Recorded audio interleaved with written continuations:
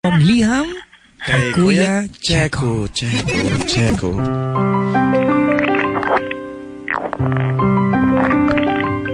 Magandang umaga po sa inyo lahat at nandito na naman tayo sa isang nakakakurot sa puso na portion na liham kay Kuya Checo.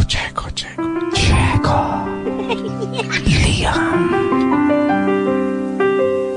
Ang sabi sa sulat, Dear Kuya Chico, itago mo na lang ako sa pangalang Kenny. Isa akong HRM student.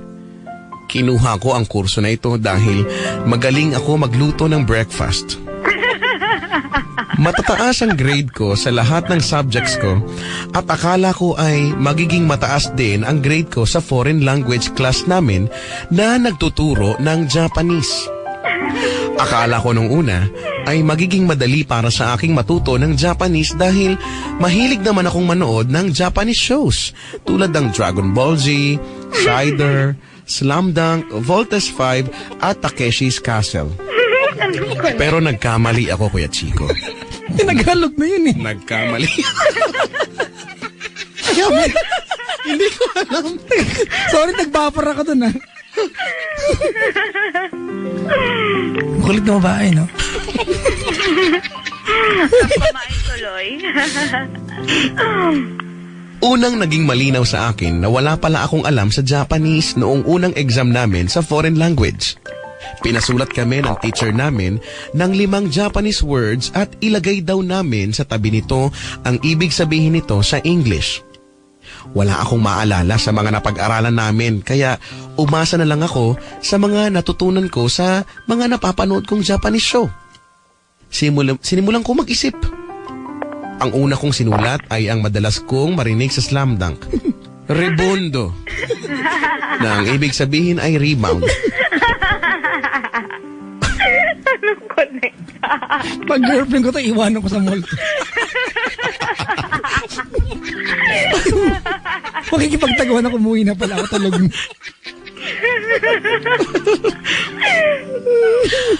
Ang Sorry na talaga.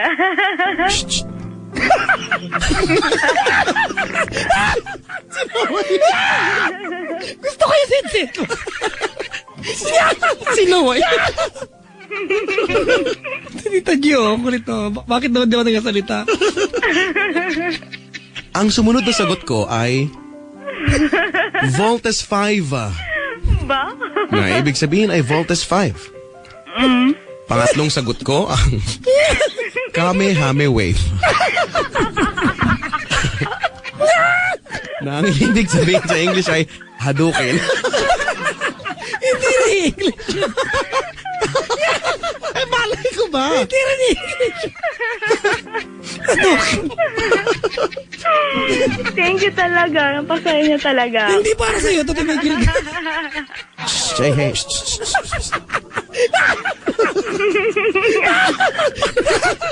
Ginanya kasi ako nung maliit ako, pero natakot ako eh. Ganyan na. Yan sila man samay, no? Umuhi ako. 3 araw kang dilumaba. Natakot ka? Usually yan yung mga masusungit, di ba? Diba? Lalabas sila, hey. Parang kang aso, kala mo aso ka. Parang wala kang pagkatao. Tapos gagatawa ng tao.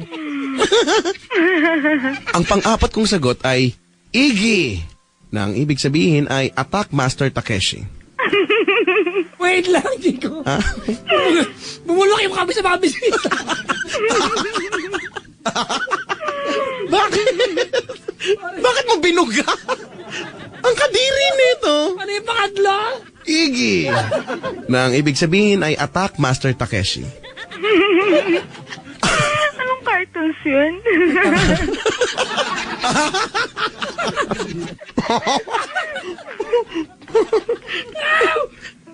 Urit lang na eh.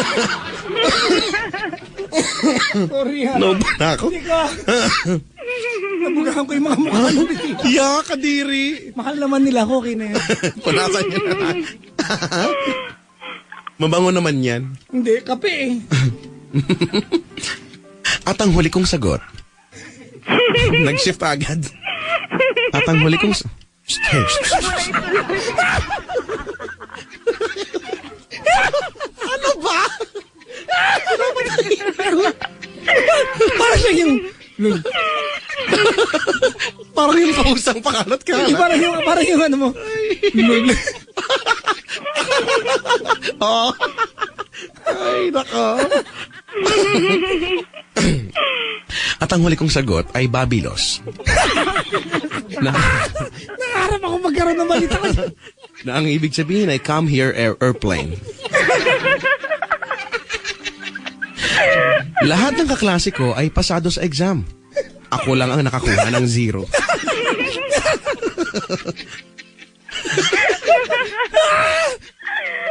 Babilos! Naniniwala ako na hindi nagbibigay si God ng pagsubok na hindi natin kayang lampasan.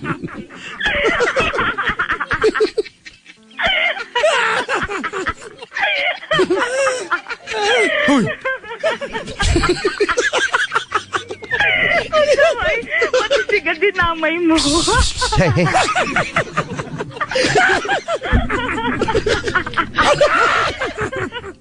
Ba't yun na? Hindi makaramdam siya. Hindi makaramdam si Tanga.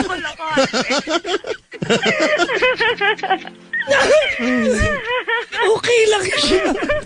Masaya nga siya. Anong gagawin natin sa buhay natin? Siya nga eh. Babilos, come here airplane. Lamdak.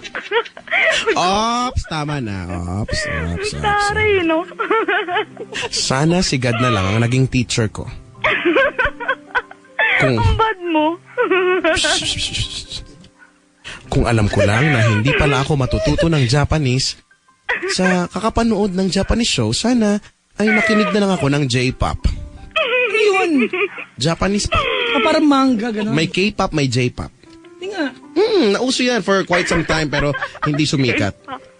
Diba? Yung K-pop yung in-embrace ng Pinoy, yung J-pop hindi masyado. Kailan na uso yun?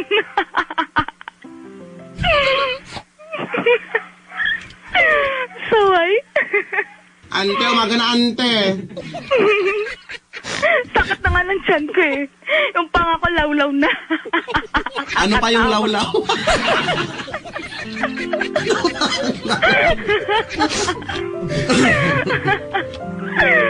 Saway?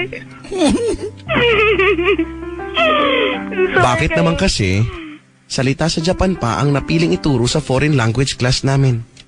Sana salita na lang sa Australia, o kaya salita sa United Kingdom, o kaya salita sa Amerika, o kaya salita sa New York, o kaya salita sa Antipolo.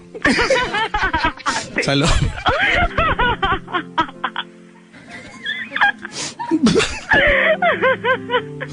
Brad. Luluwa na ako sa inyo. Baka lumuha yung buwang. Huwag ka masyadong Tululaway ko. Ya, kadiri. Kadiri talaga.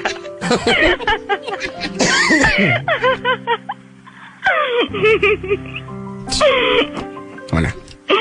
Tapos, Sa loob ng 2 linggo, Hoy! Urang tabne! hindi na siya mamu. May babae na eh. ano yun, Papa Jack? Bakit ka? Ano yun? Bakit baliw ka?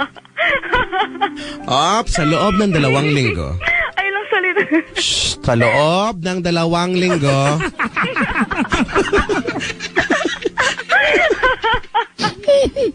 hindi na makamove. Nagalit na yung nagkukwento. Naiituloy ako ngayon. Ya, kadiri na ihi daw siya. Naiiyak ako. Ang babuhinit. Yak! Ang sakit ng panga ko. Nasa pa nga umihi. Lawlaw na yata panga ko. Baka mami may iba pang lawlaw dyan, oy. Malamang meron na ihi eh. Promise, babalik ako. Ops! Hindi ko lang. Stop mo muna yan. Ako masusunod. Joke lang. Wait lang. You will learn to love and hate her at the same time. Oo, di ba? Di ba, no? Sarap maging single. Wala ta, walay. Walang connection. Epekto na. Ang sarap tampalin ng cheese grater nito. Nakasinghot ang pinagbabawal na utot yan si ate. Tama. Sige na, umihi ka na doon. Dali Wait na. lang, wait lang. Sorry. Naka-1,000 siyang comment sa akin. Basta wait ka lang ha. Wait lang. Comment pa. Yes, wala na siya. Huwag mong ituloy yan. Kailangan natin siya. Bilis mo nyo. Sumigaw ka para alam namin umiihi ka! Hoy! Marinig mo pa sa lupa yan. Isirit mo! Isirit mo sa tiles! Para alam namin! Isirit mo sa inidoro yun! Di ba pwede naman yun ah? Sa lalaki nagagawa yun ah! Di ba yung sinisirit sa inidoro, no? Tapos tumatalisik Pag sa lupa yan, Ano yan? kasi butas yung lupa. Kaya lang ang putik nun sa may pisngi. Sa pisngi mo kasi tatalsik yun eh. Malakas yung talsik. Sa Bakit pisngi. nakadapa ako? Bahala na. Hayaan mo na. Nakadapa ka ba ko? Oo kasi. Ay, naku. Ano ba naman ito? Ayan na siya.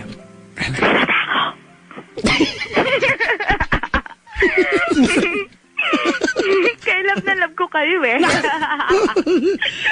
Sobrang saya ko talaga. Oh, sa loob ng 2 linggo. Talaga. Hindi na tayo matama.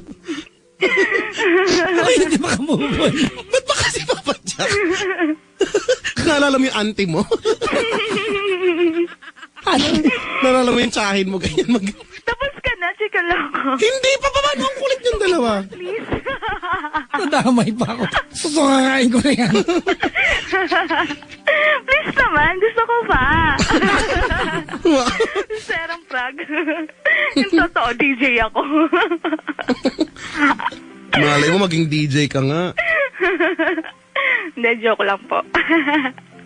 Sobrang saya ka, promise. Natapusin na yung kwento, te. Dali na, kwento na. Natuyo na ang dagat. Kailan? Bumuka na ang lupa. Tumulog kumidlat, umapoy sa buka ng lupa. Sa loob ng 2 linggo, wala na akong kinain kundi ramen at sushi. Pero hindi pa rin ako natutong magsalita ng Japanese.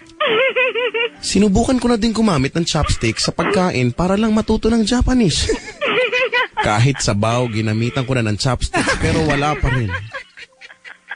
Ngayon ay may naisip akong paraan na sa tingin ko ay siguradong matututo na akong mag-Japanese. May isa lang akong katanungan, Kuya Chico. Saan ba nakakabili ng lampin na ginagamit ng mga sumo wrestler?